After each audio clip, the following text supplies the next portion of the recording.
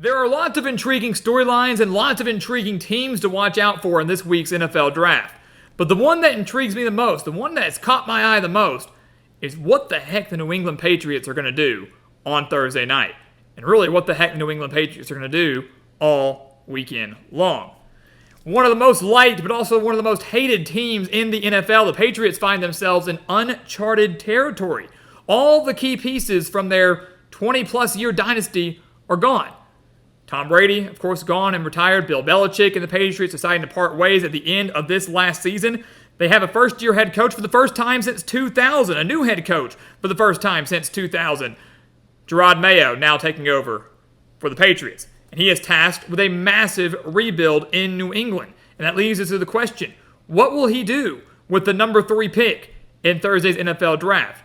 What will the Patriots do to launch their rebuild? That's what we're here to talk about today. So welcome back to the Gridiron Expert, guys. We're so glad you could join us today. As always, please continue to like, comment, subscribe, share our videos, and check out everything down in the description below. That includes our website, thegridironexpert.com. Tons of exclusive content over there to help you get through this offseason, and of course, stuff you're going to want to have and be a part of when the season begins. So do not miss out on that.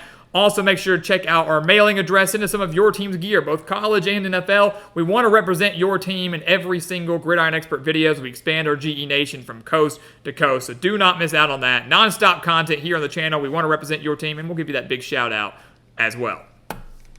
So the Patriots, guys, it's been just kind of wild to see things unravel. Even when Tom Brady left New England, the Patriots kind of had a decent year with Cam Newton, missed the playoffs, wasn't great. Then they draft Mac Jones, go to the playoffs in their first year under Mac Jones, get annihilated by the Bills. But the last 2 years since then have been atrocious for New England. And it obviously led to the demise of the dynasty. It led to the departure of Bill Belichick.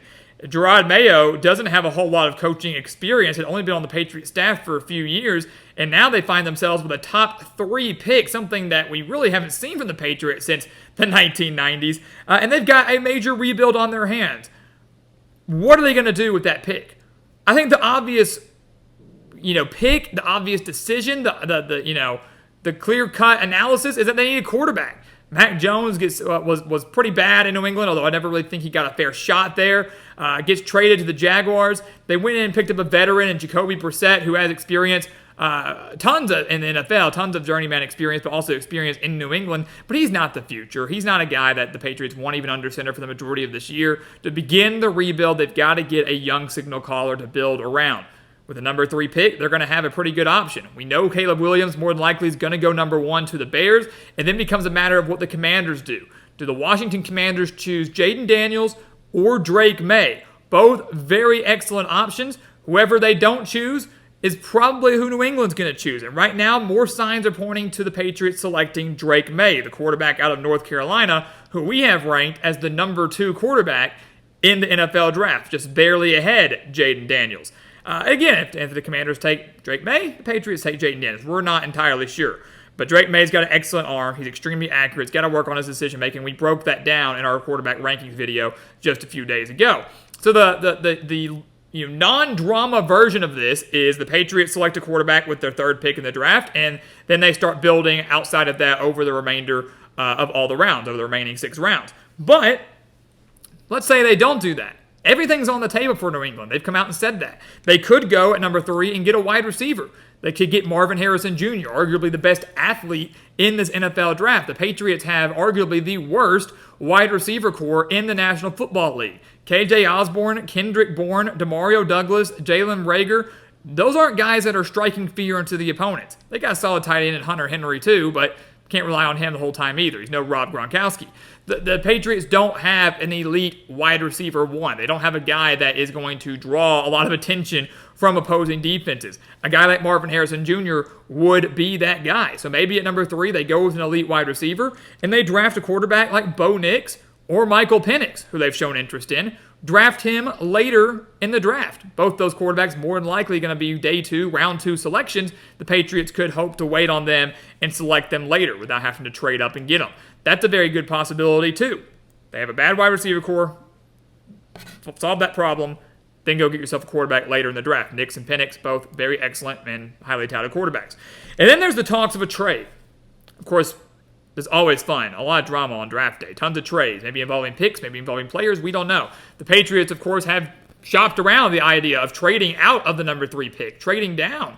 The Minnesota Vikings are a team that have shown a lot of interest in maybe trading into the top 5 or at least the top 10 to select themselves a quarterback after Kirk Cousins departed for the Falcons. So maybe the Patriots do trade with the Vikings or another team. They trade out of number 3. They accumulate quite a bit of draft picks in the process. So maybe they get 2 first-round selections. And they get tons of day 2 selections.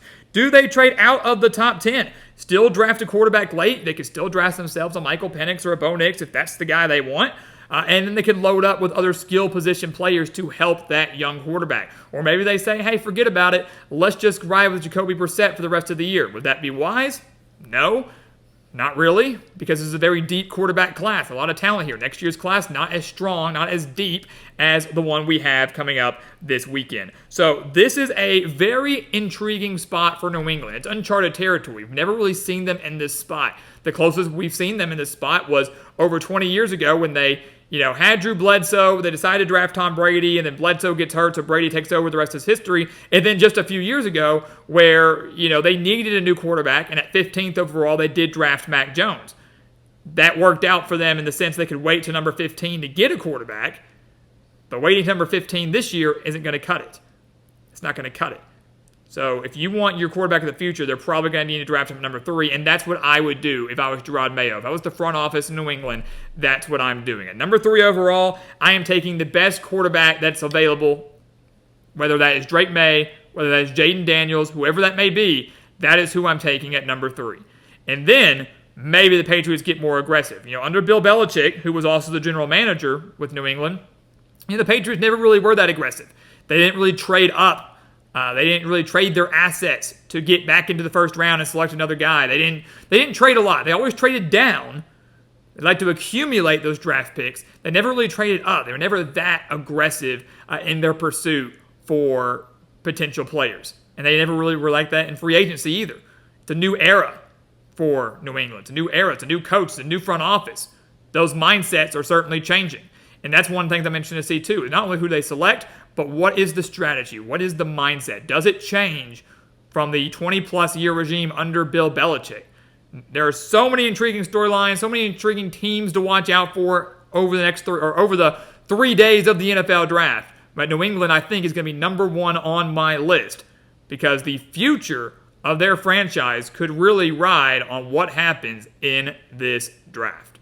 So guys, as always, thank you so much for watching us here at the Gridiron Expert on YouTube. Leave your draft thoughts down in the comments below. Tell us what you think the New England Patriots should do. Tell us what you think your favorite team should do. We're going to have more draft coverage coming your way over these next few days as we get closer and closer to one of the best times of the year. But until then, please continue to like, comment, subscribe, share our videos, and check out everything down in the description below. That includes our website, thegridironexpert.com. That includes our mailing address to send us some of your team's gear to be represented in every single video as we expand our GE Nation from coast to coast. And once again, guys, as always, thank you so much for watching, and we'll see you next time right here on the Gridiron Expert.